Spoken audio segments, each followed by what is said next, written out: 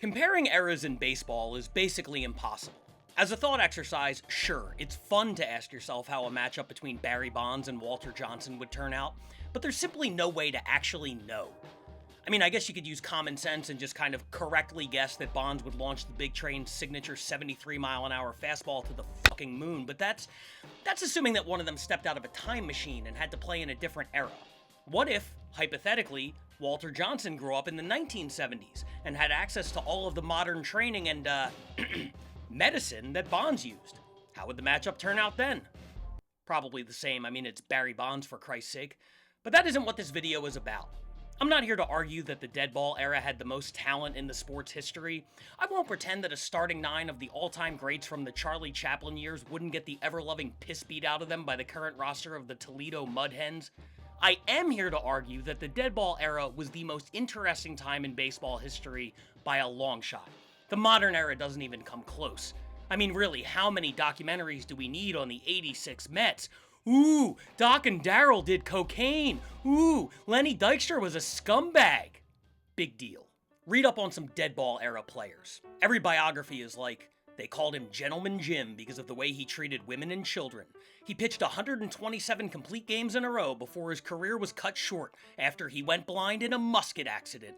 He retired at age 28 to open a doctor's office/goat farm before dying of dysentery on the Oregon Trail. Ah yes, the 1800s, when men were men and medicine wasn't readily available. The motto back then was simple: live fast, die young, and leave a beautiful corpse. You know, beautiful by the standards of the time, of course. Most of those guys look weird as shit through a 2026 lens. And that's what this show is for. Highlighting the forgotten heroes of a simpler time. Men who laid the groundwork for the game we all love today, and in many cases, paid the ultimate price for it. I'm Pat Barker, and this is the Deadball Chronicles. For our first episode, we're going to look back at the first ever National League pennant winners, the 1876 Chicago White Stockings. Now, you don't have to be a baseball diehard to know that these Chicago White Stockings would go on to be known today as the Chicago Cubs. Duh. See, long before teams could be named after cool, fierce animals, or the adorable baby versions of said animals, most of the squads were just named after whatever clothes they were wearing at the time. There were 8 teams in the majors that year: the White Stockings, the Brown Stockings, the Reds, the Red Caps, the Grays, the Dark Blues, and 2 others that don't really help out this bit, so we will ignore them. 1871 is widely recognized as the first official year of professional baseball, but there didn't yet exist a National or American League. They had something else, called the National Association of Professional Baseball Players. I'm sure there's an interesting story about why they switched or whatever, but I kind of skipped that part to look for the players that ended up on the IL with polio. Anyway, the National League debuted in 1876, and the White Stockings won the first pennant. After winning that pennant, they would go on to go home, I guess. There was no American League, no World Series, no anything. They just received their payment, a sack full of buffalo nickels and a firm handshake, probably, and picked up an odd job until the next season. The White Stockings were led by 4 superstars that had previously played on the Boston Red Stockings in the National Association. When the league disbanded, the 4 men began the arduous journey of moving roughly 1,000 miles west and changing the color of their stockings. Having 4 of the best players in the league was a huge advantage, especially considering that Chicago only had 11 players on their entire roster. Speaking of the roster, let's take a look. The first thing you'll notice is the section that says pitchers. It's a plural word, but there's only one guy there: Al Spalding. You might also see that the team manager is Albert Spalding. Are they related? Kinda. They're the same guy. He was a player-manager. Albert when he was making the lineup, and Al when he was on the mound. Or Mr. Spalding if you nasty. Let's learn a little bit more about this Hall of Fame talent. His Wikipedia entry starts cooking immediately, as the first sentence reveals that not only was he a pitcher and a manager, but also the future co-founder of the Spalding Sporting Goods Company. Today in 2026, the Spalding brand is still going strong. Kinda. They're mostly just known for making the really good basketballs that my parents could never afford, leaving me to play with a basketball that just had the word basketball on it where a brand name should be. You know, one of those balls that would immediately lose air the second the temperature dipped below 75 degrees, rendering it useless for the majority of the year. I digress. What were we talking about? Oh right, Al Spalding. As if Al didn't have enough on his plate, he was also one of the 2 guys that actually organized the National League. You hear that? The guy organized the league and took all of the best players. It's a pretty good strategy, honestly. He also apparently called for a commission to investigate the origins of baseball, which led to them falsely crediting Abner Doubleday with the game's creation. So immediately, I've been sent into a complete existential crisis, because this is the first I'm hearing about Doubleday not being the guy. Let's take a quick little detour to click on Abner's page. Holy shit, that's what Abner Doubleday looks like? I don't know what I expected, but this ain't it. I mean, the only guys who look like that are like Civil War statues and... Oh, wait, yep, that makes sense. Major General for the Union. Got it. The page is actually mostly war stuff, which is crazy to me. I only knew AD as the baseball guy, but it's kind of an afterthought on his page here. And basically the entry just says that there's no real evidence that Doubleday invented baseball. No documents or expert testimony linking him to the sport in any way. The only guy to really testify that he invented baseball was Abner Graves. That's right, we've already got two fucking Abners in this story. The 1800s were a wild time. Speaking of which, Abner Graves wasn't the most credible witness since he, and I quote, shot his wife to death and was committed to an institution for the criminally insane for the rest of his life. Okay, so that escalated quickly. I mean, 1 minute we're talking about the pitcher slash manager slash basketball magnate, and now we've moved on to Abner Graves, the O.J. Simpson of his time. I've also learned that Abner Doubleday likely never even heard of baseball because he was too busy whooping up on the Confederacy down at Gettysburg. I fear that if I continue to keep following these rabbit holes, I might never return to the 1876 Chicago White Stockings, so let's just go ahead and click that back button and get back to Bert Spalding. There's a lot of stuff about Spalding's baseball career, but we're just going to skip that because frankly, I don't care. I will take note of the stat summary on the right-hand side of the screen though. 252 wins, a 2.14 ERA, and a 3.13 average as a hitter. Basically, Al Spalding answers the question, what if Shohei Ohtani was good? It's worth noting that in that magical 76 season, the White Stockings played 66 games and Spalding started 61 of them. He threw over 500 innings, which is really impressive until you remember that he was also the manager. So it's like, who's going to take the guy out, you know? There's a fun little note here that says that in 1877, Spalding became one of the first players to wear a glove on the field. I always forget that when baseball started, they just didn't wear gloves. I'm sure it made sense at the time, but it's pretty goofy in retrospect. By the way, in case you were wondering when the different forms of protection came along, gloves came around in 1877, penicillin was invented in 1928, and they have evidence of condom use back in 3000 BC. Which means that there's some archaeologist who was also a weird sex freak and was like, yo, you fellas want to keep working on the dinosaurs? I'm gonna look into caveman fucking. It's really disturbing when you think about it. Anyway, back to Spalding. He was one of the two best pitchers in the league and would have competed for a Cy Young award, except it didn't exist yet on account of Cy Young only being 9 years old at the time. It would have been really strange if they did call the award that, and then some guy named Cy Young showed up a decade later and started pitching lights out. They probably would have assumed it was witchcraft and burned him at the stake. But that's a story for another video. After his playing career, Spalding took a group of baseball players around the world to promote the game of baseball and his sporting goods company. The tour allegedly went to New Zealand, Australia, Ceylon, known today as Sri Lanka, Egypt, Italy, France, and England. I say allegedly because back then I think they were all still traveling via horse and buggy and shit, which makes this tour schedule feel a little ambitious. And even if it did happen, I have to say it seems like a massive waste of time. These guys spent 3 months on a boat to go play games in Egypt and Sri Lanka, and now in 2026 those remain the only baseball games ever played in Egypt and Sri Lanka. And by the way, what was the point of promoting your sporting goods store on the other side of the world? Let's say someone in New Zealand wants to order a bowling ball. Great. What now? They just order it on the app and you send it next day delivery with Amazon Prime? It's 1889, Albert. I think you might be biting off a bit more than you could chew here. I'm getting pretty bored of Spalding here, so I'm gonna move on. There was more stuff about him being friends with President McKinley and eventually running for Senate and also paving the first road in San Diego, which I assume was some kind of Lightning McQueen and Radiator Springs type of situation.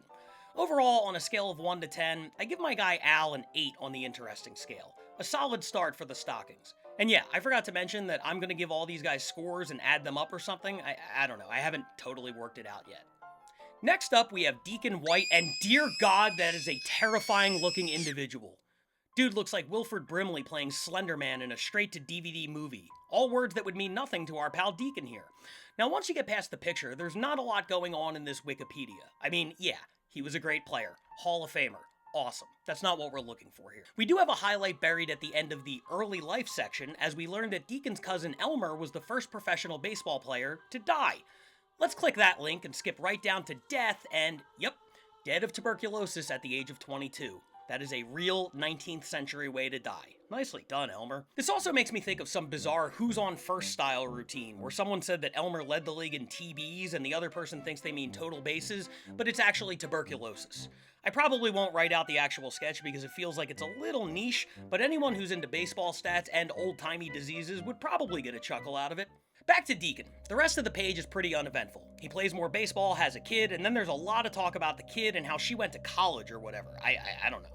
Then he dies at 91, which is an unfathomably high number for a time when the average life expectancy was like 37. Anyway, hell of a life for Deke. I call him Deke now. There's also one fun little footnote as we find out that he is the oldest player ever inducted into the Hall of Fame. He got enshrined in 2012 when he would have been 166 years old. And look, maybe this is controversial, but if we get to the point where not only am I dead, but my great-grandkids are also in the ground, you don't have to give me any awards. Anyone who would have ever appreciated the gesture is long gone. You might as well just give my spot to Mark McGwire or someone. Overall, I give Deke a 4. I'm going to give him 2 points for his dead cousin, which maybe isn't fair, but he needs all the help he can get. Also gets a bonus point for being a catcher in a no-gloves era, which is just ridiculous. Add in a point for that mustache, and he's at a 4. Now we move on to infielders, and we start with a guy you might have heard of, Cap Anson. If you're anything like me, you learned about this guy because you got sick of losing points on Sporkle quizzes. He has a big part in baseball history, as he was the first member of the 3,000 Hit Club. But is he interesting? Let's find out. And let's scroll down a bit and start with the fact that that 3,000 hit thing might actually be bullshit. This centers around the fact that in 1887, the league randomly decided that walks were going to count as hits. The rule only lasted 1 season, and I need you to please remember this the next time you're giving Rob Manfred a hard time about whatever dumb thing he just did. He's only following a blueprint that was laid down 140 years ago. Cut the guy some slack. Anyway, in that 1 season, Anson drew 60 walks, and if you subtract those from his hit total, he goes down to 2,995, according to Macmillan's Baseball Encyclopedia. Now, in future editions of the book, Macmillan was feeling more charitable because he gave Anson 5 extra hits to get him to exactly 3,000. And that's pretty bizarre, man. If anything, just give him the 60 walks back because that was technically the rule at the time. Don't take those away and then just make up 5 fake hits because you got cold feet. Get it together, Macmillan. The paragraph goes on to say that there are actually a bunch of other discrepancies, and some people have him as high as 3,435 hits. They list all the reasons for the confusion, but I think you can also add this one. It was the 1800s. No computers, no calculators, just some dickhead, probably named Abner, sitting in the stands and tracking hits with an abacus. Also, the fielders didn't have gloves, so who even knows what was a hit and what was an error? I think we'll never know for sure whether or not Anson belongs in the 3K club. Unless by 3K you mean KKK, in which case he definitely belongs in that club. Yes, Anson played what seems to be a pretty significant role in establishing racial segregation in professional baseball, oftentimes refusing to take the field if the opposing team had black players. Now you might be saying, but Pat, he doesn't look racist, so we'll scroll down to the racism entry on his page, which is accompanied by a drawing of the most racist looking man in history. Well played, Wikipedia.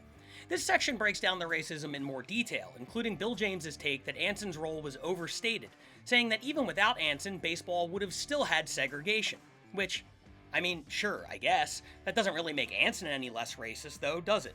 I should clarify here that Anson was never actually in the KKK. I just saw an opening for some 3K KKK wordplay, and I went for it.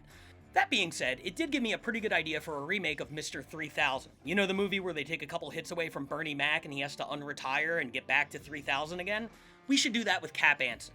Here's the plot. Macmillan takes the 5 hits away, and then they have to, cryogenically unthaw Cap, and now he has to try and get 5 hits off of Aroldis Chapman. Good luck with that, you racist dork. Anyway, back to Cap's Wikipedia page. Let's scroll up, but stop briefly on this pic. Look at this shit. This is what peak physical conditioning looked like in 1874. The dude is literally built like Henry Rowan Gardner, swinging this puny little bat that I think might just actually be an empty paper towel roll. Look at him, in his dumbass little bow tie, feet facing the wrong direction. This is your GOAT, 19th century? Embarrassing. I'm not sure if it's the racism, his goofy face, his sad body, or the fact that he's a complete 3,000 hit fraud, but I'm not a Cap Anson guy. And that feeling only grew stronger when I read this part of his page. After he retired, he toured extensively on the vaudeville circuit, performing monologues and songs. My God. He was a theater kid on top of it all? Pathetic. And let's be clear, this isn't a man of many talents. This was just a situation where there were only like 5,000 people on the planet. So you needed everyone to do multiple jobs, at least until we procreated enough to fill out the Earth's roster. Although, really, the vaudeville thing fits with that picture we just looked at. Look at that. That's a kid who's about to go be the star of the school play. Can't you just picture his mom giving him a hug afterwards and telling him that mommy's special little boy stole the show? Once you get past the 4 paragraphs on racism, you get to personal character, which feels redundant. Here we learn that Anson was also a degenerate gambler, betting more on baseball than any other player or manager in the league. Well, at least that's where his personal character problems begin and end, and ultimately, that's not a big deal. Let's get to the happy section and check out personal life. Quote, in 1872, the 20-year-old Anson met 13-year-old... God damn it, Cap. Alright, so the guy is a racist, degenerate, statutory rapist. Might as well get to the real happy section. Death! Anson died at age 69. Nice. Finally, this dude did something cool. There's more that I skipped over, by the way. The whole entry is worth a read. There's a fun paragraph under retirement that details his many failed business attempts, including a ginger beer that exploded on store shelves. It also covers his political career, where the campaign's focused on race side. And that's this guy's legacy, ultimately. Exploding sodas, rampant racism, and being the first member of the 2,995 hit club. Not somebody I would want to hang out with, but undeniably interesting. Cap gets a 7. Next up is Charles Roscoe Barnes, which is a great name. Unfortunately, old Chuck didn't realize this and decided to go by Ross, which is infinitely lamer. As you can see here, Ross was a strapping and handsome gentleman with a timeless look. I mean, you could walk right past this guy today at a kale smoothie shop in Portland and you wouldn't bat an eye. The guy also put up some of the best seasons in the brief history of the National Association, numbers that carried over through that magical 1876 season before he completely fell off a cliff the next year. And the reason for that regression is so much more pathetic than you could possibly imagine. Basically, he got in on the ground floor before they really figured out the rules and devised a plan of attack that's softer than a kale smoothie in Portland. Sorry, I only have like 3 references. Barnesy mastered the art of a thing called the fair foul bunt, and every detail of this story gets progressively sadder, so let's dig in. Back then, home plate was made of cast iron, because of course it was. It was also located further forward than it is now, up in fair territory. They also had a rule back then that if you bunted it fair and then it rolled foul, it was still considered a fair ball. On top of all this, the batter could request that the pitch be high or low. You heard that right, the batter got to request a specific pitch location. So Chuck Roscoe here would request a low pitch, do a swinging bunt thing where he slapped the top of the ball, and have it roll very far foul while he scampered off to first base. Now, look, I'm sure there's some degree of skill to executing this strategy, and obviously it was effective. But part of the appeal to imagining life 150 years ago is holding on to this notion that everyone was a tough guy who routinely wrestled bears or had duels at dawn or whatever the fuck. Now you're telling me that not only were the fastballs topping out at 82, but you could also pick a specific location for them to be thrown in? And then on top of that, the fielders don't even have gloves? So you could just hit rockets all over the field at these poor defenseless schlubs, but instead you choose a weird foul ball slap bunt? Really, the fact that anyone hit under 600 this year is kinda sad when you consider the circumstances, and I'm no longer impressed by this guy's 429 average. Now, it may not be impressive, but is it interesting? Also no. Barnes gets no points for this, but he rebounds nicely later in 1877. See, Wikipedia really buried the lead here, talking about how Barnes' offensive numbers cratered once he couldn't do his little bunt trick, but then goes, oh yeah, he only played a handful of games the next year before he became ill with something called an ague, which is kind of a nebulous old-timey term for an unidentified sickness involving an extreme fever. It's apparently also in the malaria family, which is pretty interesting and will earn him a point. On an unrelated note, Malaria's Family Reunion is my favorite Tyler Perry movie. Stupid. Anyway, whether it was the bunt thing or the plague thing, Barnes was basically cooked. He retired a few years later at age 31 and went on to work as an accountant. It's worth noting that while most people back then were getting married and starting families as soon as possible, Barnes spent most of his life as a bachelor. He finally got married at age 50 and was dead by 65. All in all, my guy doesn't score a lot of points here. The career-ending disease is cool, but the bunting stuff is just so lame. I don't know, let's call it a 2 and keep it moving. Next up is Cal McVeigh, and I just want to start by saying how funny it is that they all used to wear little bow ties when they played. They should bring that back now as some sort of alternate jersey and talk about how it's an homage to the rich history of blah blah blah blah blah, when really it's just another way to charge $200 for an alternate jersey at the team store. I don't know, I think bow tie weekend would go hard, but maybe it's just me. But let's talk about Cal McVeigh. Everything you could want to know about this guy is spelled out perfectly in this scouting report from the Cincinnati Daily Times. Let's just read this verbatim. He is powerfully built with broad shoulders and barrel chest, handsome, though shy, and is a favorite of the ladies. He is very conscientious and a hard worker, a good fielder, but his strength is with the ash in his hands. He is a long, good thrower, and he doesn't drink. This is when scouting reports were great. No rankings, no rating, no height or weight or predictors of future success. Just basically, yeah, he's good at baseball and also hot and sober and shy, and I don't know, I just like his vibe. It's like baseball prospectus except more horny, and I'm here for it. Next up, we have a ridiculous anecdote about a game that he played back in 1870 where he... You know what? Let me just read this one as well. McVeigh was in the middle of the most controversial game of the Red Stockings' reported 84-game winning streak in 1869 and 1870. Playing the Troy Haymakers, with the game tied 17-17, McVeigh fouled off a pitch that the catcher claimed to have caught on the first bounce. That would have been an out, but the umpire disagreed. In the ensuing argument, Troy left the field and the game was awarded to Cincinnati on forfeit. Okay, so every word of that paragraph was dumber than the one before it. This is the literary equivalent of one of those pictures that you have to look at and find the 5 things wrong with it.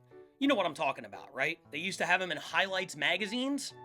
You guys remember Highlights magazines, right? They always had them at the doctor's office? Goofus and Gallant? No? Fuck, I could feel the younger audience pulling away. All those cool teens who are watching videos on baseball players from the 1800s.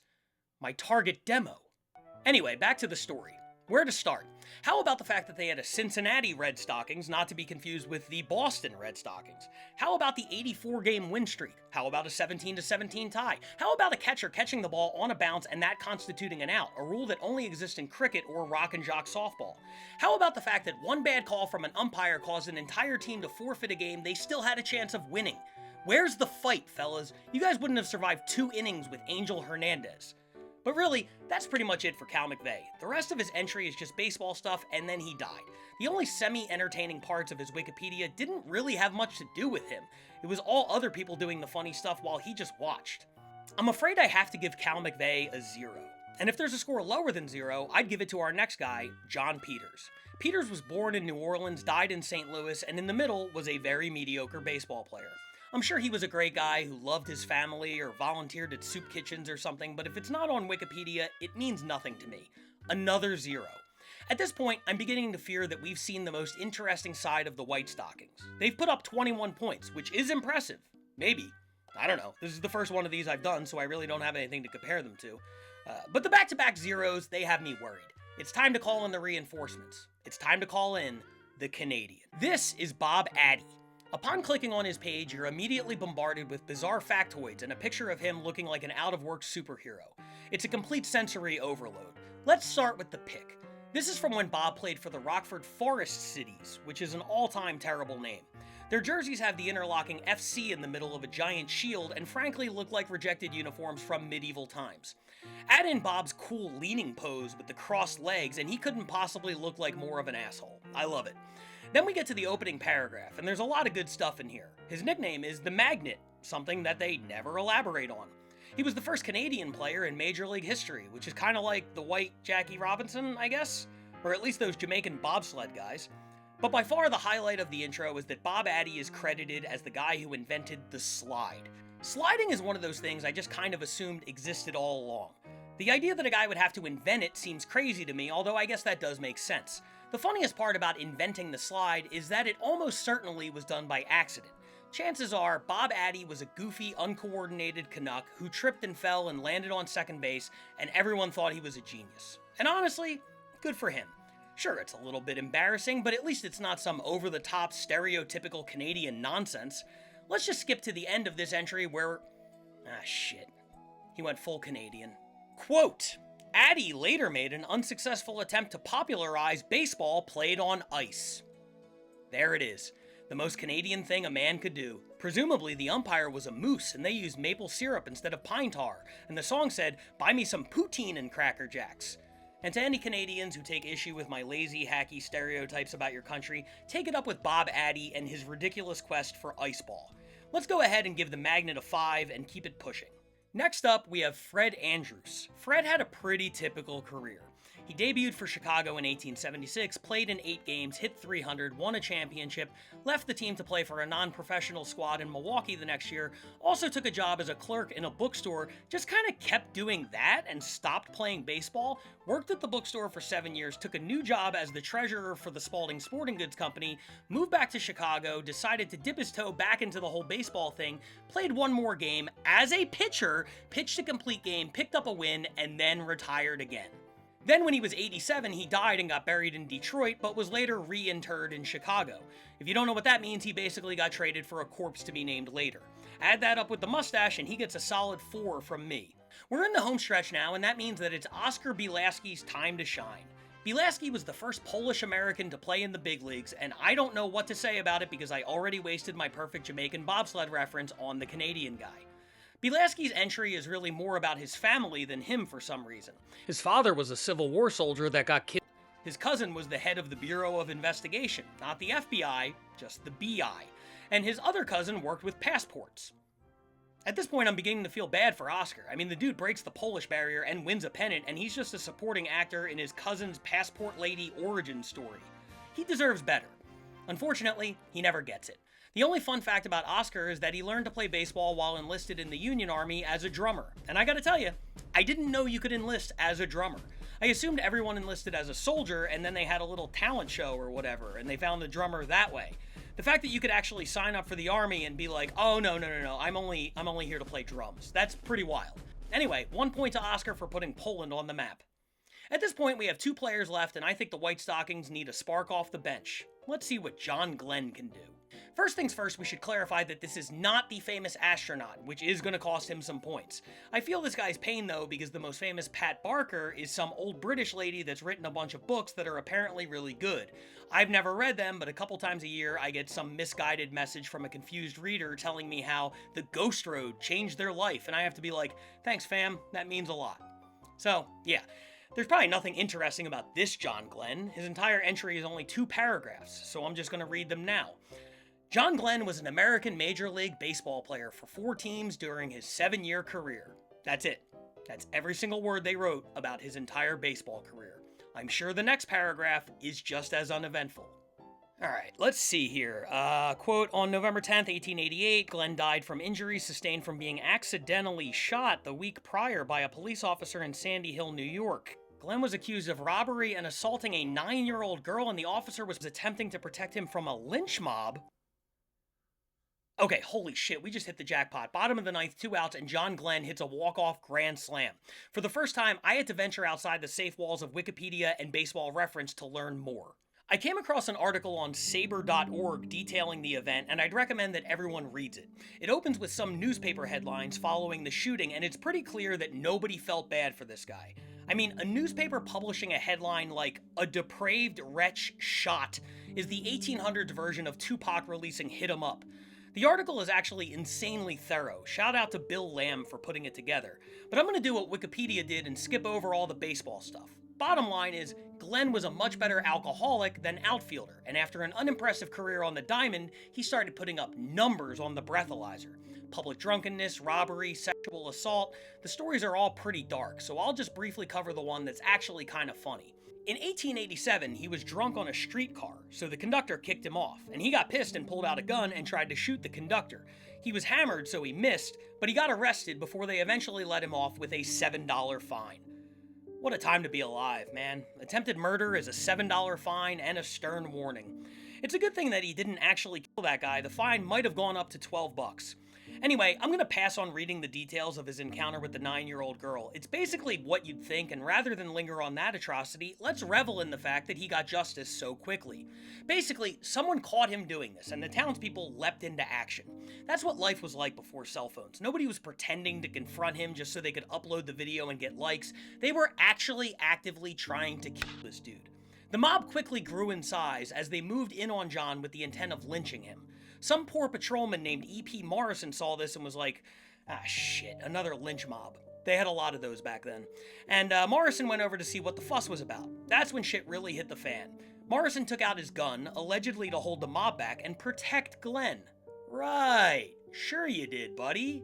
But then, someone in the mob bumped Morrison's arm and he accidentally shot Glenn. The bullet went into his neck, through his facial cavities, and settled in his brain. 2 days later, he died, and the newspapers made sure to add, "in tremendous agony." Now look, please don't confuse the score I'm about to give as any sort of way of saying that I approve of John Glenn's actions. I don't. Except for drunkenly shooting at the streetcar conductor, that guy probably had it coming. But the rest of it, absolutely not. That being said, this is a 10 right here. It's got everything: a shooting, an attempted lynching, and a light-hitting outfielder with a .596 career OPS. To paraphrase the great Samuel L. Jackson, yes, he deserves to die, and I hope he burns in hell. Okay, up last is Paul Hines. Good luck following that, Paul. The thing about Paul Hines is that he isn't entirely uninteresting as a baseball player. He actually won the first Triple Crown in 1878, leading the league with a whopping 4 home runs. He also might have turned the first unassisted triple play. There's a lot of hearsay and conjecture about it, and historians have relentlessly debated it, which is pretty sad when you think about it. He's also the only member of this pennant-winning squad to also win a World Series when that was later introduced. Off the field, he was good friends with President William McKinley, and the Prez even got him a cushy government job after he retired. And as if he hadn't accomplished enough, at the age of 65, he was arrested for pickpocketing. That seems like a fun time in life to pick up new hobbies. Hell yeah, Paul. 15 years later, he would die, deaf and blind. So yeah, it's not that he didn't lead an interesting life, it's just that he had a tough act to follow. Had the pickpocketing incident led to his killing at the hands of a bloodthirsty mob, we'd be looking at a much higher score here. As is, I gotta go with a 5. So all in all, the 1876 Chicago White Stockings score a 46. They checked a lot of 1800s boxes: racism, petty crime, funny nicknames, malaria-adjacent diseases, a solid effort out of the local 9. Can they be topped as the most interesting team in baseball history? Find out next time on the Deadball Chronicles.